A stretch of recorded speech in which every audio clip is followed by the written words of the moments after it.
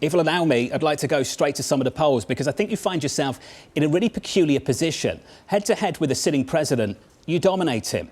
Within your own party, you're struggling. The latest poll from the Washington Post, Monmouth University, shows 58% of South Carolina voters support Trump compared to 32% for you. So my question would be, how much daylight is there between what your party wants and what you think is good for it? Well, first of all, I'm really proud of what we've done. We had 14 people in the race. We've defeated a dozen of the fellas. I just got one more I've got to catch up to.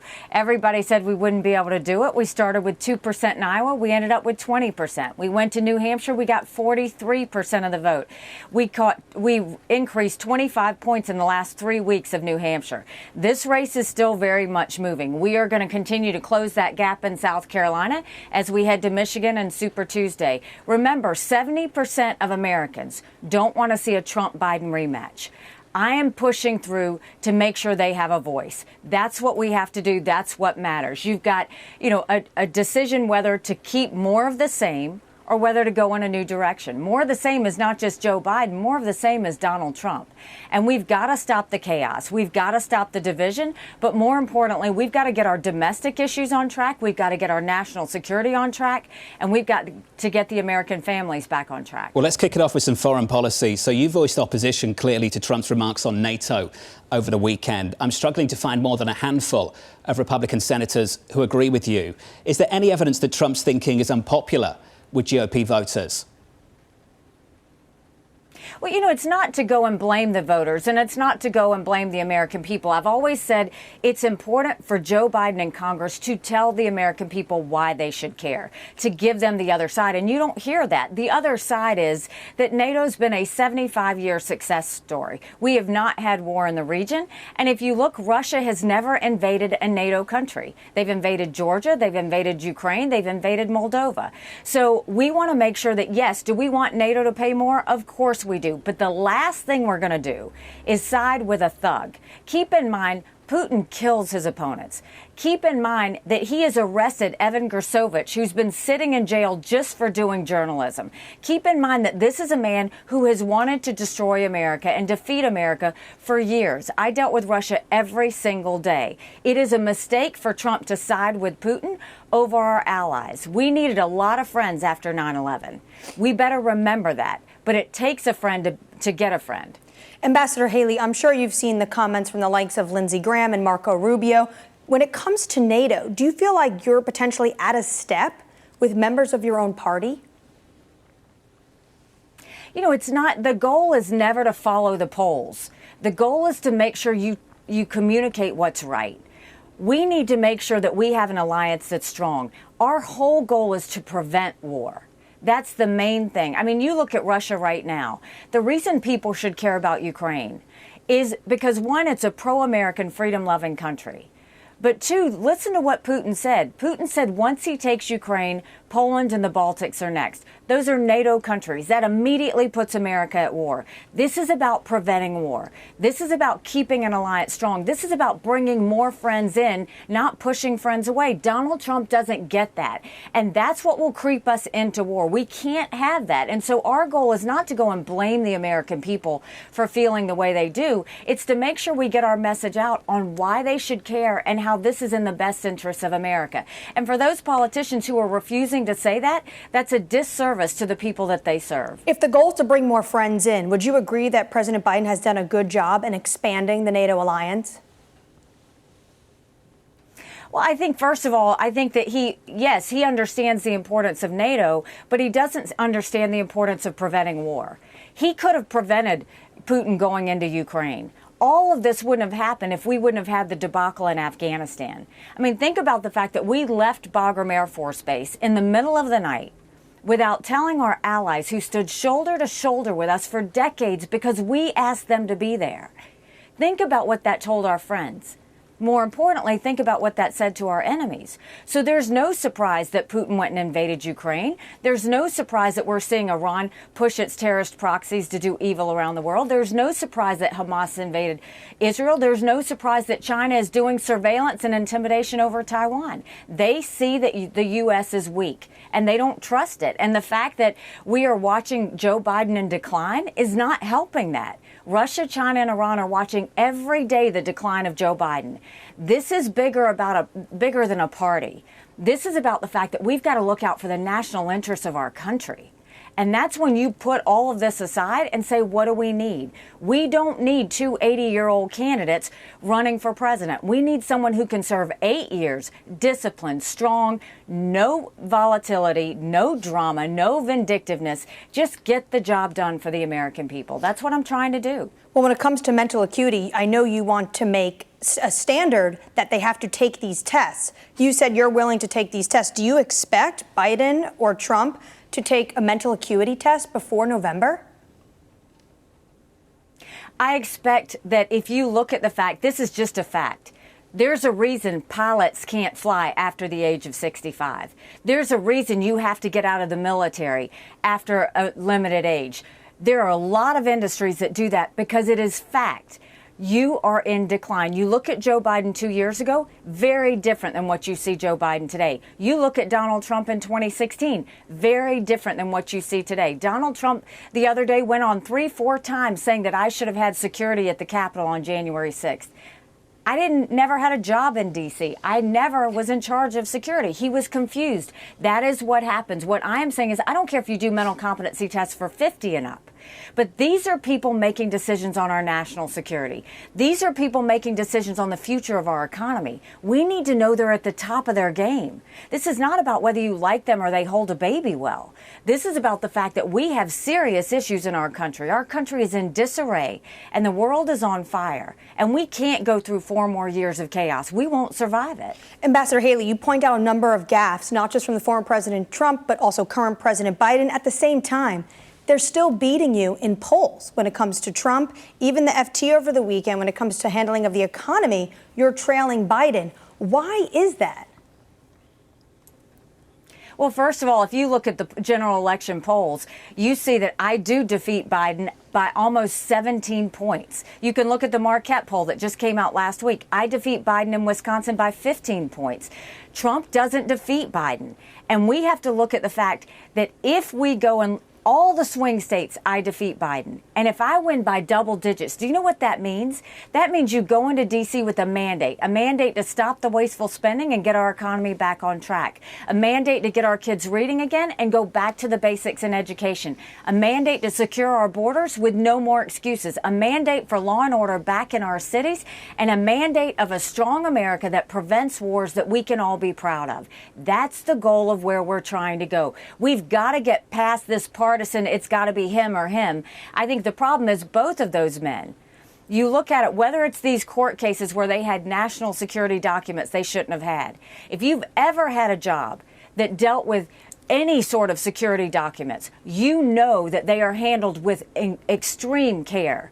The fact that both of these gentlemen were so arrogant to have those documents bragging around about them or having them in a garage tells you this is more about them than it is about the American people. That's the focus. We've got to get this back on the American people and stop getting it on these two men who are refusing to give up their power. We can focus on that right now. Ambassador Haley, you mentioned the economy. Let's talk about it. Last summer, you spoke to this network about ways to combat rising debt. I've got the transcript in front of me. My colleague Joe Matthew asked you, how would you manage the entitlements to try and get our arms around soaring debt? Your answer: any candidate that says they're not going to touch entitlements, they're basically going to go into office and leave America bankrupt. One option you offered: we change retirement age to reflect life expectancy. Your original answer is now part of Trump campaign ads. Is that still something you want to do?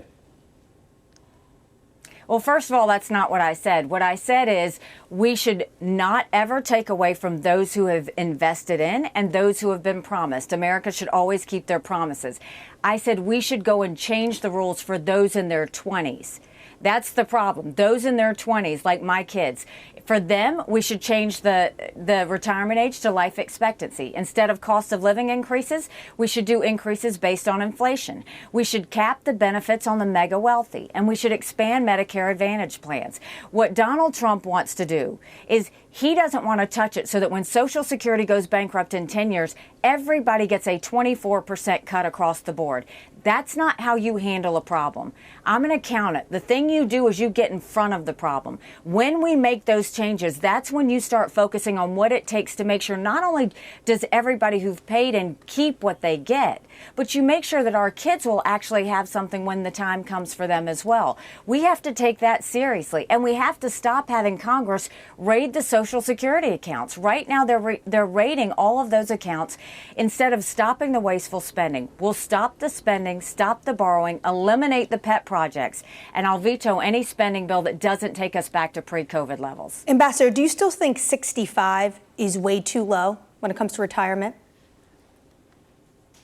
I think it depends. We need to go and look at the numbers and see exactly where it should be. I think right now we do know that people are living longer. What the age should be depends. But for everybody that's paid in the system, the age is 65. That will stay 65. For those in their 20s, that's where we're going to have to go and look and say, what's the right age for us to do that? We can solve this problem.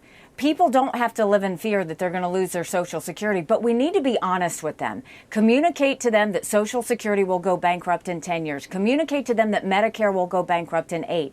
And let them know that we're going to find a way to make sure they keep what they have, but we're going to have to make changes going forward so that we can start to make sure these things are solvent. In 10 years, just changing some of the respect to 20-year-olds isn't going to necessarily change the equation financially in terms of making Social Security more sustainable. So what else could you do in the near term to make this sustainable?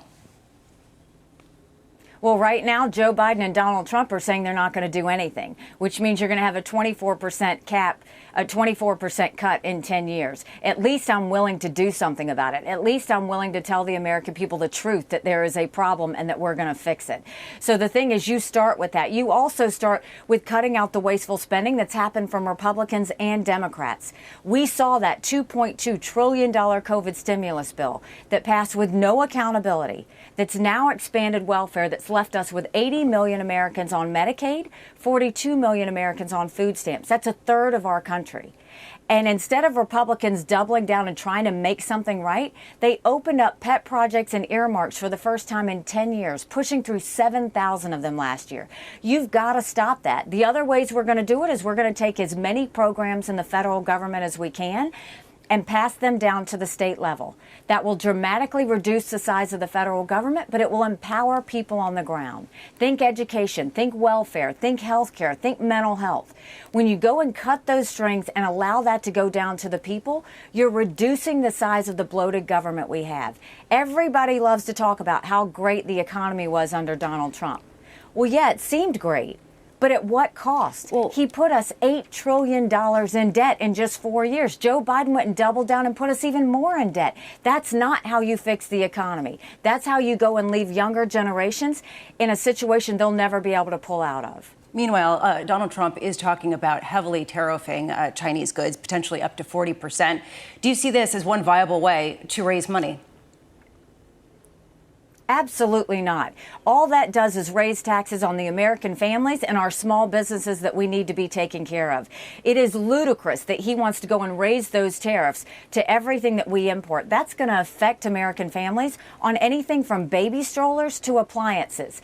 Every American family will see at least a $2,800 increase in their taxes.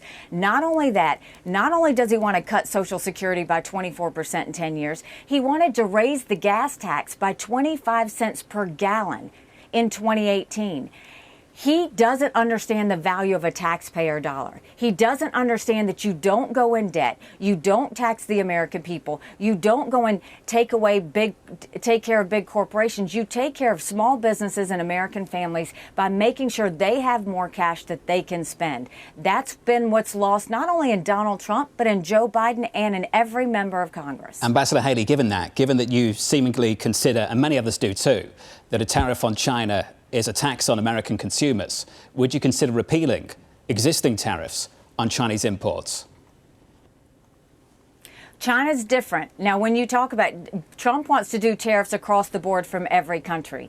China, we have to deal with differently. We have to understand China has been preparing for war with us for years. That's not an exaggeration. They're already here. We know that. They bought 400,000 acres of U.S. soil, most recently near Grand Forks Air Force Base, where our most sensitive drone technology is. They're putting millions of dollars into our universities, stealing our research, and spreading Chinese propaganda. They've got Chinese police stations throughout our country. We know they had the Chinese spy balloon that was doing surveillance over our country that now connected with a U.S. internet company and sent that surveillance to China. They're building up their military, threatening America. What we need to do is when we look at China, you look at it through a national security lens. You look at it and say, if China pulled the rug out from under us tomorrow, would we be ready? Think about what happened during COVID. Everybody was told to wear a mask. Who made the masks? China did. Everybody was told to take a COVID test. You turned it over. It was made in China. Go into your drugstores right now.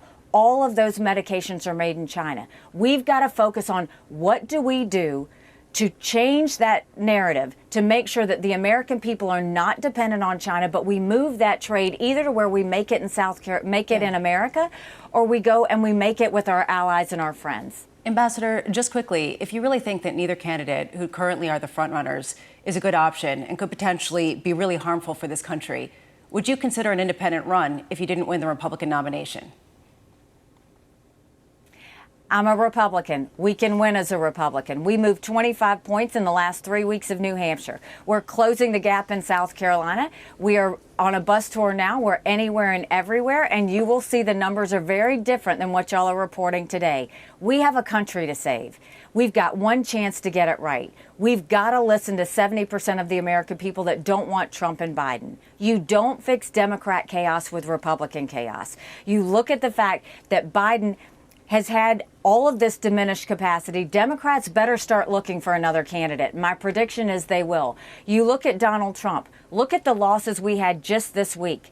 He went and he lost the fact that we lost an Israel bill. We lost a bill on the border. He lost immunity for his court cases where he spent $50 million in campaign contributions on personal court cases.